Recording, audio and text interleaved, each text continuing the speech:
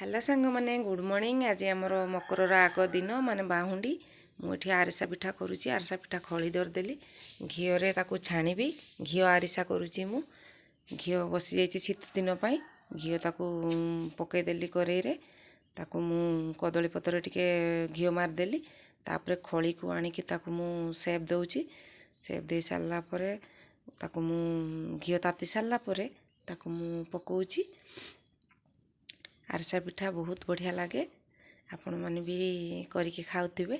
मो छुआर भारी फेवरेट आरिसा पिठा माने चीनी आरिसा। मु गुड़ आरिसा करी नहीं, चीनी आरिसा देखंतु केमती होउची।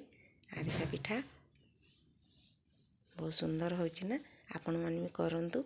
आपण मैंने भी बहुत सुंदर करथे। मु ता देहर टिके धला राशि पकई देइची। धला राशि देले टिके सुंदर देखा जिवो, खाइया पई भी बढ़िया लागिवो। माने लाइट बहुत कम से टॉर्च मारी मारी करुच्ची मु काम। देखंतु आरिसा पिठा ହେଇଗଲା केते सुंदर देखा जाउची। आपण माने भी खाआंतु आ खुआंतु। मो केमती ହେଇची कहंतु कमेंट द्वारा।